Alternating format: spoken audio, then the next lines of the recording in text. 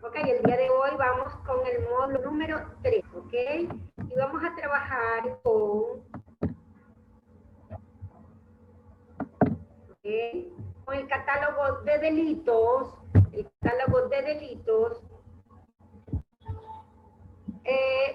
contra las personas, la vida y la salud, ok. Esta unidad temática número 3 tiene que ver con procesos de investigación avanzada, ok.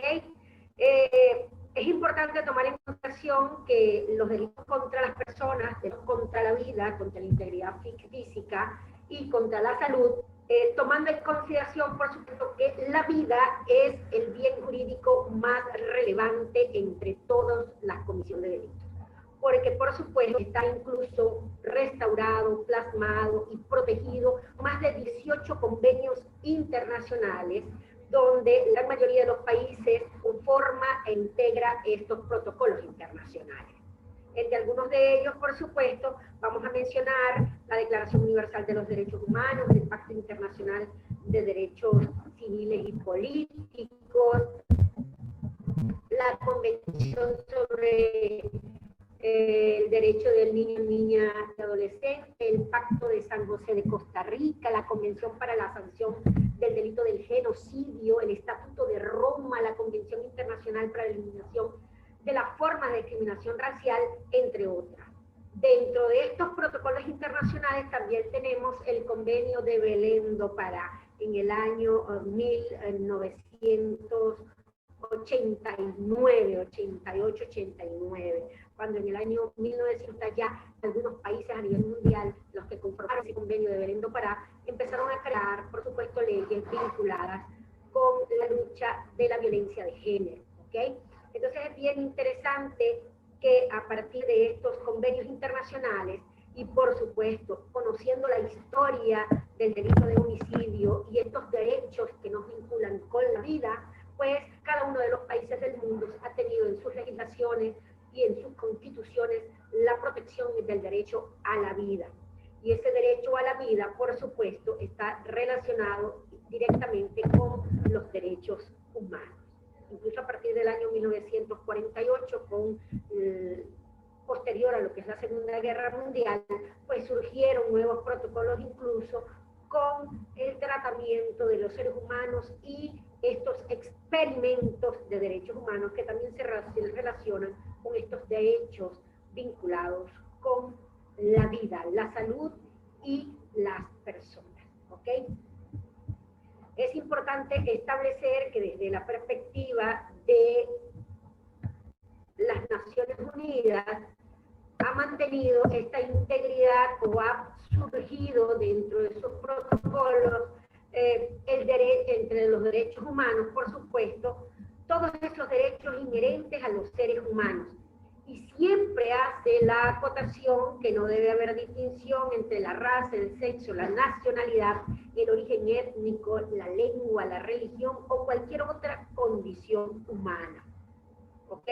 Y por supuesto, dentro de estos derechos humanos se incluyen el derecho a la vida y a la libertad. ¿Ok? Hacer referencia a estos protocolos internacionales es darnos, por supuesto, una visión clara y precisa en forma general la importancia de trabajar o establecer este catálogo de delitos vinculados. Incluso en la Unión Europea, en este derecho, en esta Carta Fundamental de Derechos Fundamentales de la Unión Europea, dice que nadie podrá ser condenado a pena de muerte ni ejecutado. Sabemos que en algunas partes de los países asiáticos, de los países árabes, ¿ok? Tenemos o sigue manteniéndose la pena de muerte. Al igual que en Estados Unidos, algunos estados de los Estados Unidos, pues también, como tienen sus legislaciones particulares e individualizantes que representan a cada estado, pues también tienen algunos de ellos la pena de muerte. E incluso algunos países han mencionado, incluso como Colombia, donde se ha luchado con estas estructuras de sentencias con cadenas perpetuas que incluso superan de 40 a 60 años de prisión y donde de una u otra manera se aliena el derecho de la Constitución de cárcel sirva para rehabilitar y reorganizar al ser humano para instalarlo o reinstalarlo en la sociedad. Entonces, una vez que una ley aliena el derecho constitucional y, por supuesto, estos derechos a nivel internacional proclamados por diferentes protocolos internacionales, pues debe ser objeto de valoración de esta tipo de circunstancias. ¿Ok? Entonces es bien interesante como cada país tiene su legislación y cada uno de ellos, incluso los de América, han copiado o han subsanado o han realizado estas legislaciones en materia penal basándonos incluso desde el estudio de lo que es la historia del derecho desde Roma y desde antes de lo que era el gran imperio romano, como la cuna del derecho, ¿de acuerdo? Entonces, hablar desde el origen de la muerte y del homicidio y del derecho a la vida, pues sería remontarnos incluso a la doctrina, a esta doctrina religiosa o esta doctrina bíblica, donde se tenía desde la historia del derecho romano un derecho de Dios y un derecho del hombre. Y es donde allí surgen, literalmente hablando, las leyes, partiendo, por supuesto, y pasándonos por los códigos de Hammurabi, las 12 tablas, y por supuesto, donde cada país, desde esta estructura y estudia del derecho, ha concatenado todo esto para conformar su estructura legal en materia penal. ¿Ok? Es decir, que a nivel mundial, de una u otra manera, vamos a tener estas definiciones y este catálogo vinculado con los delitos contra la vida, contra las personas y contra la salud. Vamos a hablar en este caso, o los temas a tratar del día de hoy van a estar vinculados con el homicidio, los tipos de homicidio, las lesiones personales. Vamos a hablar del aborto, de ese aborto provocado y el aborto donde intervienen terceras personas. Vamos a hablar del abuso en la corrección o disciplina y de la sevicia en las personas. También vamos a hablar del abandono de niños y de personas desvalidas o discapacitadas. ¿Okay? También vamos a tocar los delitos contra la salud pública. ¿Okay? ¿Qué vamos a tomar en consideración al culminar o el objetivo del tema del día de hoy con el catálogo de delitos contra las personas, la vida y la salud? Los participantes de esta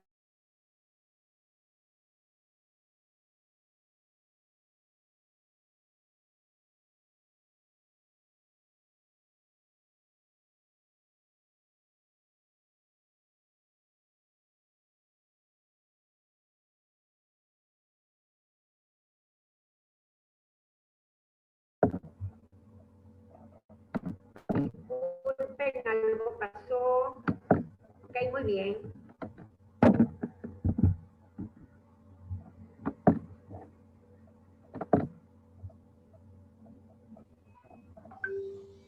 Profe, dejó de compartir la pantalla.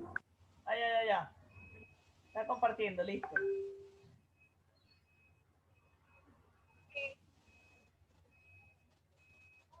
Compartiendo la pantalla.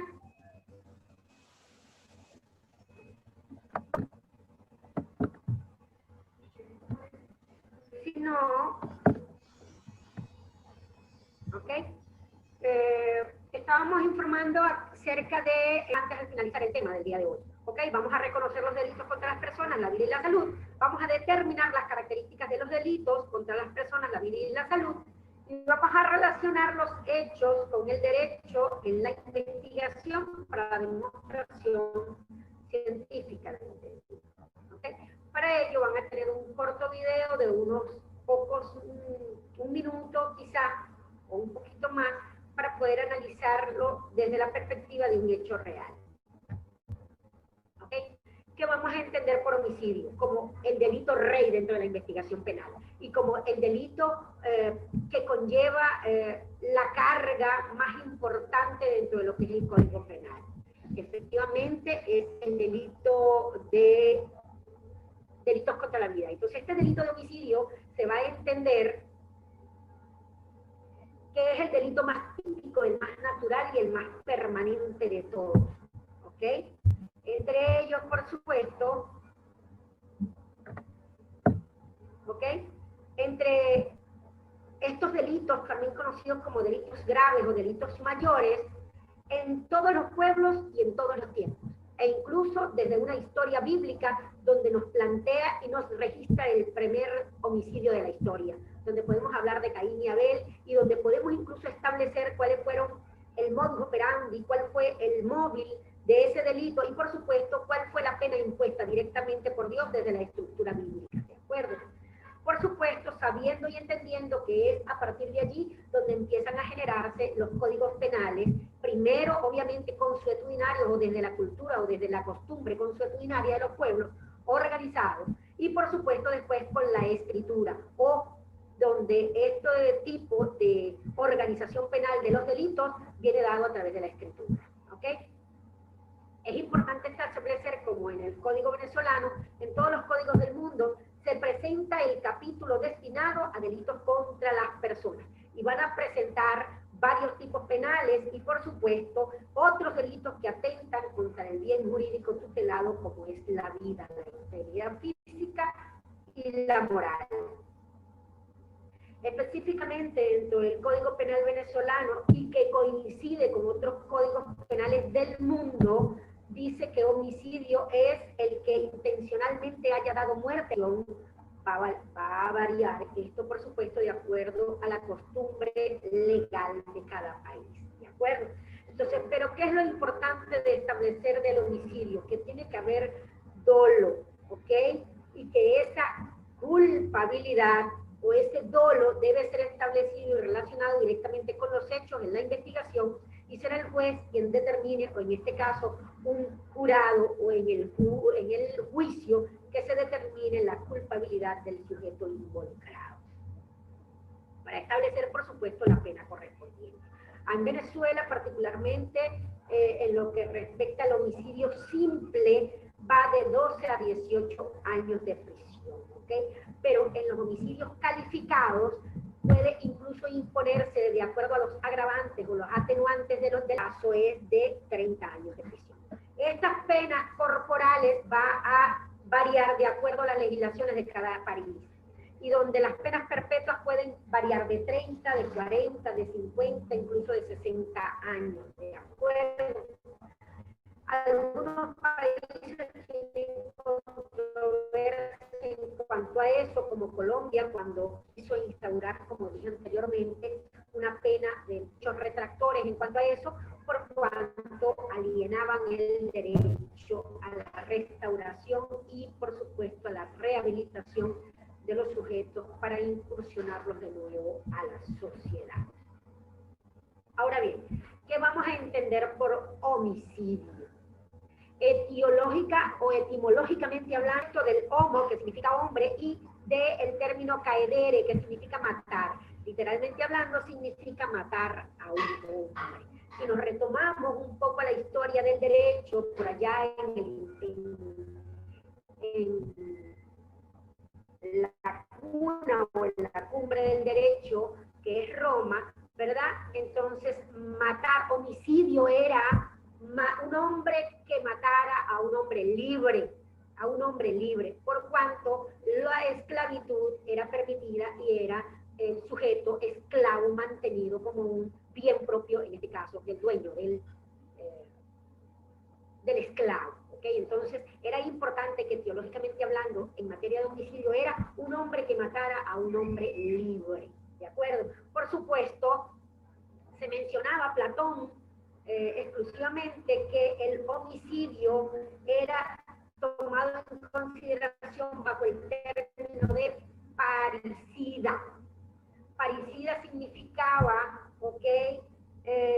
Un hombre que le diera muerte a un hombre libre o a un liberto, ¿de acuerdo? Sin embargo, el parricida ha cambiado en el tiempo y le incluyeron una R de más, ¿ok? Y ahora es conocido como cuando se le da muerte al padre. Obviamente que eso es manejado de acuerdo a la doctrina legal de cada país, ¿ok? Y dentro de lo que es la doctrina de la investigación penal y lo que es la calificación o la clasificación de los delitos. Es importante establecer entonces que el homicidio, siempre va a implicar la muerte de una culposa. Esa culpabilidad va a estar establecida, por supuesto, en el análisis del caso y ya sea que se establezca por el juez o por un jurado preestablecido para determinar ese grado de culpabilidad. Ahora bien, entendiendo el homicidio como una forma de muerte o una forma de morir, es importante entonces clarificar y delimitar desde la perspectiva de la investigación penal qué vamos a entender por la muerte. Y la muerte la vamos a entender con una definición simple. Y esa definición simple tiene que ver con el cese irreversible de los signos vitales de una persona. Y la muerte violenta la vamos a entender como el cese irreversible de los signos vitales de una persona por intervención de un agente externo. Dentro de los tipos de la muerte violenta vamos a entender el homicidio, el suicidio, la muerte accidental y la muerte súbita cuando se desconoce la causa de la muerte. Y tendrá que esperarse, por supuesto, la estructura o el dictamen pericial médico forense para determinar la causa de la muerte. Ahora bien, el suicidio, dentro de la gran mayoría de las legislaciones, no es un delito como tal. Sin embargo, la instigación al suicidio o la ayuda al suicidio sí lo complementan o sí la determinan las legislaciones penales a nivel mundial como un delito, ¿de acuerdo? Pero en la investigación penal, tanto el homicidio, el suicidio como el accidental serán homicidios hasta que se demuestre lo contrario. Ahora bien, vamos a hablar un poco de lo que es la clasificación dentro de lo que es el catálogo de delitos del homicidio. Vamos a tener el homicidio intencional, es decir, donde haya dolo, ese homicidio donde haya la intención de matar. Tenemos el homicidio calificado, esa calificación del homicidio nos la va a dar, por supuesto, las circunstancias y los medios de comisión que intervienen en la muerte, ¿ok? Y dice, quien comete el homicidio por medio de veneno o de incendio o de sumersión con alevosía o por motivos fútiles o innobles o en el curso de la ejecución de otro delito, estará dentro de lo que es la calificación de un delito calificado. En algunos países es conocido como delitos de primero, segundo o de segundo grado, ¿de acuerdo? Entonces la calificación va a depender, por supuesto, de las legislaciones de cada país, pero siempre en función de las circunstancias de tiempo, modo y lugar y en función de los medios de comisión utilizados para ello, ¿de acuerdo? Es importante que dentro de esta calificación de homicidio también tenemos el homicidio agravado. ¿Qué lo va a agravar? Lo va a agravar la condición de afinidad o consanguinidad que haya con respecto a la víctima y por supuesto con respecto a la publicidad o a lo público o a la importancia o relevancia de la persona objeto de la muerte. En este caso, en la gran mayoría de las legislaciones que pude hacer estudio comparado, las circunstancias que incurren o que concurren en el hecho para estas circunstancias de calificación del delito y de la agravación del mismo tendrán que ver, por supuesto, si se trata de los descendientes, ascendientes o del cónyuge. Y por supuesto en las personas del presidente de la República o de cualquier otro funcionario público que ejerza interinamente las funciones de dicho cargo o de cualquier cargo público, ¿de acuerdo? Entonces es bien interesante saber que dentro del agravado o del homicidio agravado también van a estar inmersas las circunstancias de tiempo, modo y lugar.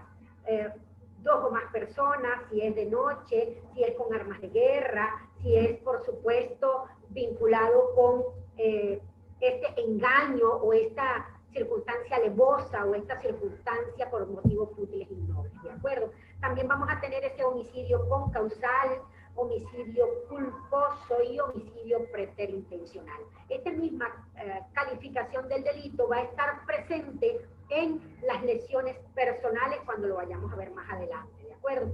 Este homicidio concausal es que existe una causa concomitante para la comisión del delito de la muerte, ¿ok? Y en el caso del homicidio culposo es donde existe negligencia, impericia y por supuesto de una u otra manera eso tendrá que demostrarse en la investigación para calificarla como un homicidio culposo. Evaluar las circunstancias de la negligencia y por supuesto de esa impericia que haya estado presente allí. Es decir, que no va a haber el dolo, no va a haber la intencionalidad de causar la muerte. En el homicidio preterintencional vamos a tener que el fin último de la persona, ese dolo no era causar la muerte, sino causar quizá una lesión, pero que sobrepasó el límite, aún tomando en consideración el dolo de causar el daño hacia la persona, la intención sobrepasó los límites de su condición para llevar a cabo la muerte. ¿Okay? Entonces, dentro de esa clasificación, vamos a considerarla en algunas legislaciones con el derecho comparado, ¿de acuerdo? Ahora bien, es importante tomar en consideración, porque en la gran mayoría de las legislaciones del mundo van a estar presentes esos motivos fútiles o motivos nobles, ¿ok? Mancini establece que ese motivo fútil tiene que ver o está relacionado con el horror que cause esa muerte, con la repugnancia o la repulsión que le produzca a un conglomerado con una moral media, ¿ok? Es decir, que dentro de esa calificación del homicidio ese motivo fútil y nobles van a ser circunstancias agravantes. Vamos a entender que, por ejemplo, en algunas legislaciones puede encontrar que el motivo fútil también es conocido como fútil abyecto, que se refiere a una circunstancia insignificante, una circunstancia vil o baja que no guarda relevancia para que el sujeto en este caso perpetrador, cometiera el delito. Ignobile, vamos a hablar entonces de ausencia de elementales de sentimientos de humanidad. Cuando el homicidio ha obrado o cuando el homicida ha obrado sin motivos por lujuria de sangre o por una pasión humana insignificante que no toma en consideración esa valoración que se le da a la vida como un ser humano promedio, con valores promedios, ¿ok? Donde un sentimiento de vanidad, de prepotencia prevalece para cometer el delito de homicidio. Estamos hablando del odio contra el hombre o del odio contra la humanidad, sin ninguna razón o ningún motivo. Vamos a ver más adelante, cuando esté explicando otras clasificaciones, eso de que ningún delito es justificado, ¿ok? Ahora bien, hablando de los delitos contra las personas, pues nos adentramos en lo que es las lesiones personales, ¿ok?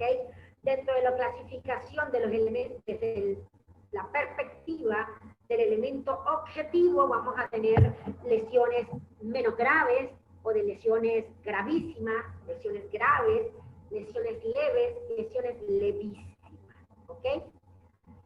Dentro de esta perspectiva vamos a tener también una clasificación de lesiones personales según elementos subjetivos, es decir, esa intencionalidad o ese dolo presente, ser intencionales o culposas. ¿De acuerdo? Es bien interesante dentro de lo que es la clasificación de las lesiones, cuando estemos hablando del aborto, van a percatarse de que dentro de la gravedad o dentro de las circunstancias agravantes de las lesiones, vamos a tener la desfiguración del rostro, o en este caso las cicatrices realizadas en el rostro, la desfiguración en el ser humano, y por supuesto cuando uno o dos más órganos o más órganos vitales para la vida se vean materia de valoración médico-legal. Y más adelante, con las ponencias que vienen posterior a mi clase, van a poder dilucidar acerca de cómo es la valoración médico-legal para considerar esta lesionología y para establecer ese elemento objetivo de la clasificación de las lesiones. ¿Okay? Acá en Venezuela, gravísimas y graves, donde se vean comprometidos entonces la pérdida de un órgano o cuando haya la pérdida del feto o aborto producto de una lesión y, por supuesto, donde se vea comprometida la desfiguración de la persona comprometida como víctima, ¿de acuerdo? Eso lo van a poder valorar más adelante con la explicación desde la perspectiva médico-legal, con el estudio de lesionología. Ahora bien, hablar del delito de aborto es el abandono del niño de otras personas incapaces de proveer a su seguridad, a su salud. Y vamos también a hablar un poco de lo que es el abuso a la corrección o disciplina y de la sevicia en las familias. Este tipo de conformación o clasificación de delitos en contra de las personas va a variar en terminología dependiendo de la legislación de cada país.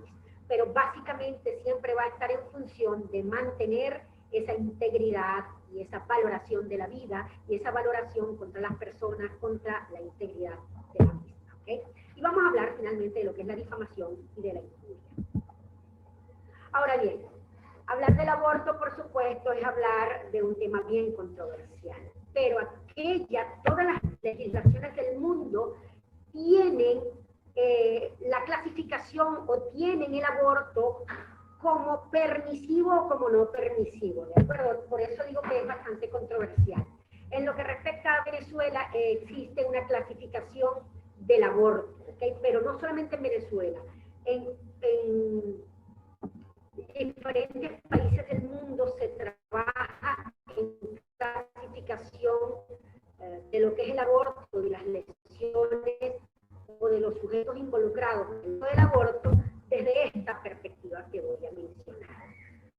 En algunos países es permisivo, por forma general, lo que implica la clasificación o el catálogo de delitos vinculados con el aborto. Entonces vamos a tener primero que todo el aborto provocado, que se menciona en líneas generales cuando la mujer que intencionalmente, con dolo, con intención, abortare, valiéndose para ello de medios empleados por ella misma o por un tercero, con su consentimiento. ¿Ok? Entonces tenemos dentro de estas circunstancias de clasificación del aborto con intervención de terceras personas. El que hubiera provocado el aborto de una mujer con el consentimiento de esta va a estar, por supuesto, penado. Y aún así, este tipo de delitos se enmarca dentro de la clasificación de las penas como delitos menos graves, con excepción cuando se cause la muerte a la persona que ha decidido con consentimiento o no provocarse el aborto. Es allí donde entra el protocolo de gravedad del aborto, y no así con la pérdida literal de lo que es el feto.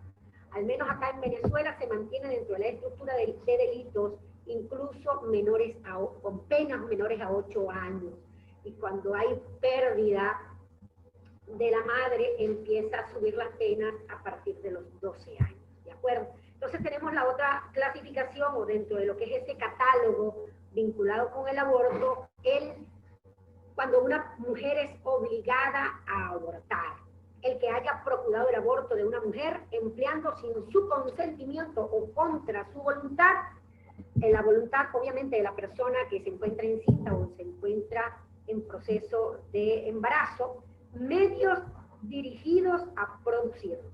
Esto, por supuesto, va a involucrar unas penas particulares, incluyendo, por supuesto, esta circunstancia agravante. Luego tenemos la muerte a causa del aborto. Cuando está involucrado el marido, aumentan las penas, o el cónyuge, o la pareja de la persona aumenta, es decir, que es una circunstancia agravante. En cuanto al profesional cómplice, llámese médico o enfermera o cualquier personal vinculado con la salud, aumentará la pena y la suspensión del ejercicio del arte o del oficio del culpable. Por supuesto que esto va a estar, esta suspensión del ejercicio profesional va a estar relacionado con la pena que involucre este tipo de delito. ¿Ok? Es importante que solamente va a ser la suspensión por el tiempo que dure la penalidad. con excepción, cuando la intervención de este profesional involucre salvar una vida, ¿ok? Y este precepto penal va a ser compartido en la gran mayoría de las legislaciones del mundo. Fíjense bien que en derecho comparado pudimos observar que el aborto tiene estas clasificaciones que vemos acá al lado izquierdo de la pantalla, vista del observador, y vamos a tenerlo como el aborto consentido, ocasionado por la mujer, practicado por un tercero, el aborto no consentido, el aborto necesario, el aborto terapéutico, el aborto eugenésico, aquellos abortos que se producen cuando ya de manera, a través de estudios científicos, se determina que el feto viene con malformaciones congénitas. ¿Okay? El aborto por honor, el aborto seguido de la muerte o de lesiones graves. Fíjense que de una u otra manera, este catálogo de delitos vinculados con el aborto mantienen una armonía en la gran mayoría de las legislaciones donde se presenta el catálogo de delitos vinculados con el aborto. ¿Okay? Fíjense bien en esta pantalla. Esta pantalla tenemos los estatutos de legalidad del aborto, regulados sobre, o esta regulación del aborto vigente en el mundo hasta el 2019. Esta es una información vinculada o con una fuente de estatista. ¿Ok? Entonces vamos a ver, es bien interesante que valoremos estas circunstancias con respecto al estatuto legal del aborto. ¿Okay? Fíjense que lo que está en rojo está prohibido el aborto y solo está permitido para salvar la vida de la mujer. ¿Ok? En lo que está en un amarillo entre verde y amarillo, el segundo eslabón, está permitido por motivos de salud. ¿Ok? Y lo que está en amarillo dice permitido por motivos socioeconómicos. Estamos acá en la pantalla, como pueden observar, y en lo que está en restricciones, ¿ok? Una gran mayoría de países del mundo, ¿ok? También tiene lo que es la permisión o la permisividad que hay con respecto al aborto. Algunos países vinculados con África o con África del Norte, tenemos por supuesto que no tenemos datos específicos en cuanto a ello. Entonces, bien interesante que la gran mayoría de los países desarrollados tiene o hay la permisividad del aborto, ¿ok? Las mujeres pueden tomar la decisión sin dar una justificación en cuanto a decidir sobre su cuerpo y decidir sobre la condición del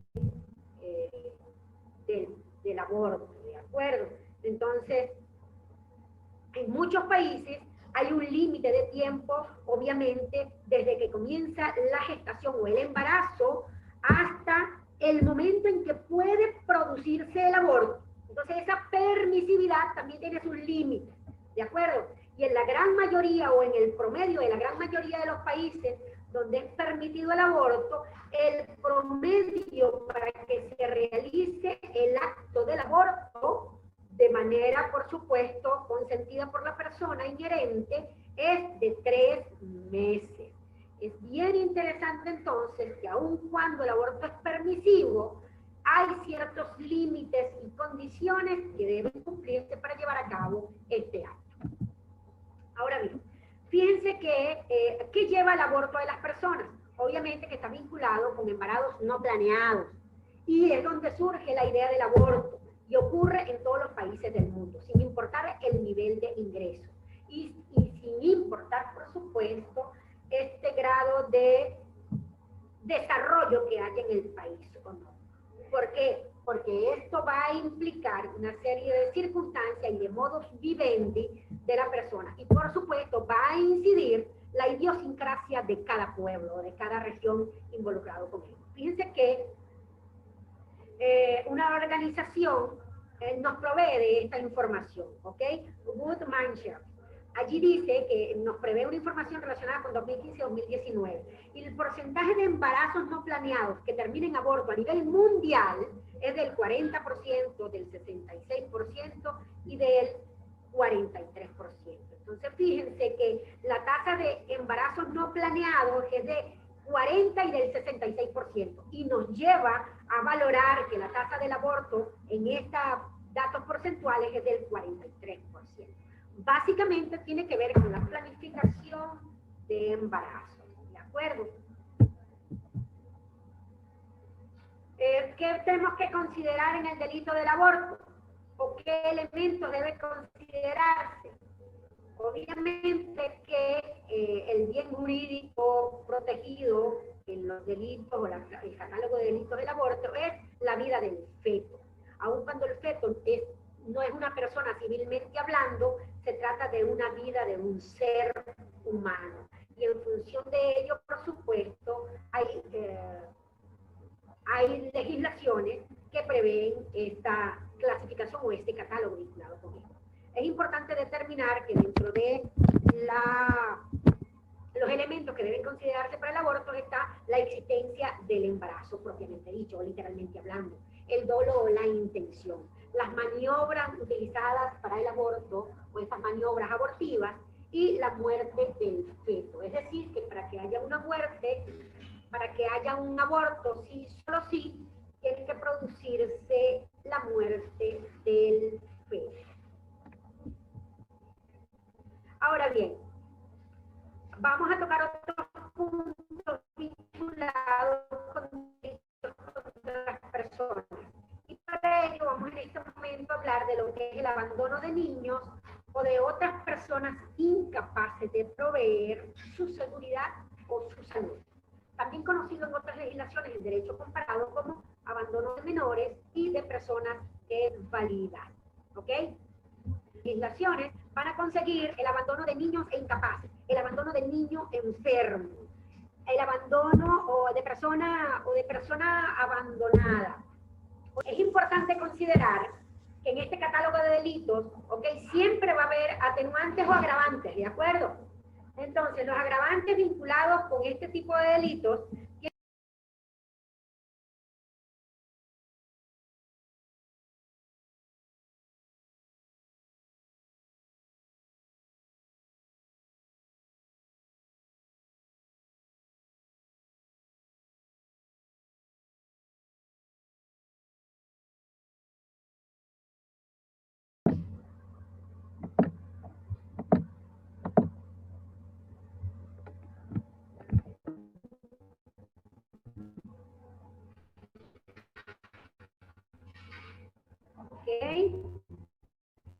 entonces es importante, entonces, como venía mencionándole, que estas circunstancias agravantes van a estar relacionadas si el hecho se ha realizado en un lugar solitario o en vías padres, ya sean legítimos o adoptivos, ¿ok? Y esto va a incidir, por supuesto, en la pena. Incluso esta clasificación de catálogo de delitos vinculados con el abandono de menores y personas desvalidas, en la gran mayoría de las legislaciones, siguen siendo delitos, no delitos graves o no delitos mayores, sino delitos menos graves, es decir, menores a 8 años de prisión, ¿de acuerdo? E incluso en algunas es tomado como falta, y donde solamente se le atribuye alguna multa o alguna convención vinculada con lo que es la falta, ¿de acuerdo? ¿Ok? ¿Qué vamos a entender como ese abandono de menores y personas desvalidas? El que haya abandonado a un niño menor de 12 años o a otra persona incapaz de proveer a su propia salud por enfermedad intelectual o corporal que padezca. Si el abandono o el abandonado estuviese bajo la guarda o el cuidado del autor del delito. ¿Ok? Que vamos a entender, por supuesto, como algunas legislaciones según el protocolo de lo que es vinculado con con la protección de niños, niñas, adolescentes, el protocolo generó sus legislaciones de protección a los niños, niñas, adolescentes, pues se prevé, por supuesto, que la niñez en algunos países es hasta 12 años y los menores de edad antes de 18 años. Por eso va a depender de cada país, o de la legislación de cada país. Por ejemplo, en materia delincuencial, en la niñez, acá en Venezuela hubo una reforma en cuanto a la ley vinculada con la protección de niños, niñas, adolescentes, que subió a 14 años de edad. Es decir, que el niño en materia de red como era hasta el año 2015. ¿Ok?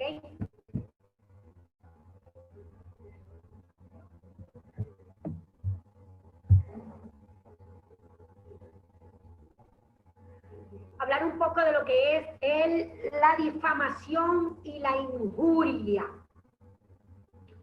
En la gran mayoría de los países o de las legislaciones que tienen que promoverse por instancia de parte, ¿ok? Es decir, que la persona afectada debe generar el inicio del proceso, ¿de acuerdo? Entonces es bien importante que ambas, dentro de lo que es la legislación venezolana y la gran mayoría de las legislaciones de América Latina, tienen que ver con prisión menor a 8 años y con multas, ¿de acuerdo? Esta prisión, por supuesto, de menor de 8 años, lo relaciona dentro del catálogo de delitos como delito menos grave, ¿ok? Pero ¿qué vamos a entender por difamación? Quien comunicándose con varias personas, reunidas o separadas, hubiere imputado a algún individuo un hecho determinado, capaz de exponerlo al desprecio o al odio público u ofensivo a su honor o reputación. Entonces, la difamación de una u otra manera está vinculado cuando se le atribuye un delito o la comisión de un delito de manera falsa a una persona en particular. Y que no solo eso, sino que la divulga, ya sea de manera grupal o en forma general o por forma o de forma separada, de persona en persona. En cuanto a la injuria, dice que todo individuo que en comunicación con varias personas juntas o separadas hubiera ofendido de alguna manera el honor, la reputación o el decoro de alguna persona. Esto se va a iniciar siempre a instancia de parte y debe en esa demanda, a instancia de parte, por supuesto, generar o tener las pruebas que sustenten esa injuria o esa difamación. ¿Ok? Entonces, a instancia de parte será en esa querella, ¿ok? O en esa demanda o en esa querella, debe generar o sustentarla con las respectivas elementos o evidencias relacionadas con las pruebas que demuestren esa difamación o esa injuria.